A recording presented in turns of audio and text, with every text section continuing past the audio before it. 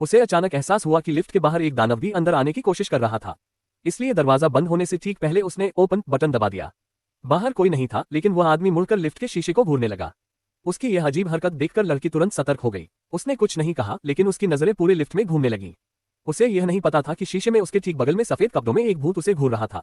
लेकिन वह भूत उसका कुछ नहीं बिगाड़ सकता था, क्योंकि उसके शरीर के अंदर उससे भी कहीं ज्यादा डरावनी चीज रहती थी। जो भी उसे दुखी करता, उसकी मौत किसी भयानक तरीके से हो जाती। सबसे पहले उस आदमी की बारी आई। उसने उसकी मां के साथ फोन पर धोखाधड़ी की थी और पकड़े जाने के बाद भी झूठ बोला कि उसने सारे पैसे पहले ही खर्च कर दिए हैं। एना उसका टुकड़े टुकड़े कर देना चाहती थी। उस रात जैसे ही वह सोई, शीशे में उसकी परछाई अचानक खड़ी हो गई और सीधे उस ठग के घर की ओर दौड़ पड़ी। उस आदमी को जरा भी अंदाजा नहीं था कि उसके साथ क्या होने वाला है। वह तो बस इस बात से खुश था कि उसे जमानत मिल गई थी। तभी उसका फोन बजा। फोन के दूसरी तरफ से एक डरावनी आवाज आई और बोली, अभी दरवाजा खोलो।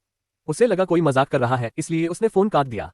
फिर वह अपना सामान पैक करने लगा ताकि भाग सके। लेकिन जैसे ही उसने दरवाजा खोला, उसकी आंखों में डर भर गया। बाहर से एक हाथ अंदर आया और उसे खींचकर बाहर ले गया। उधर एना अचानक नींद से जाग उठी। वह ये देखकर हैरान रह गई कि उसकी कंप्यूटर स्क्रीन पूरी तरह टूटी हुई थी। लेकिन उसके पास सोचने का समय नहीं था। उसे काम पर जाना था। उसे कई डिलीवरी करनी थी। एक निर्माण स्थल पर डिलीवरी करते समय एक काली कार उसके सामने आकर रुकी। एक आदमी बाहर निकला और पूछा कि वह उसके फोन कॉल का जवाब क्यों नहीं दे रही थी। वे उसके पिता के अंतिम संस्कार में मिले थे। वह पहली बार था जब एना अपनी दादी के घर गई थी। अपने पिता को श्रद्धांजलि देने के बाद उसकी मां उसे घर ले जाना चाहती थी, लेकिन उसकी दादी ने उन्हें रोक लिया। उन्होंने कहा कि एना के पिता उसके लिए कुछ छोड़ गए थे। वही चीज थी जिसने उस दानव को एना से जोड़ दिया था। जब एना ने पहली बार वह पुराना डिब्बा देखा तो वह उत्सुक हो गई। लेकिन जब उसने उसे खोला तो उसके अंदर सिर्फ एक अजीब सा हेयरपिन था। जैसे ही उसने उसे छुआ, उसे लगा कि शायद उसे भ्रम हो रहा है, इसलिए उसने इस पर ज्यादा ध्यान नहीं दिया।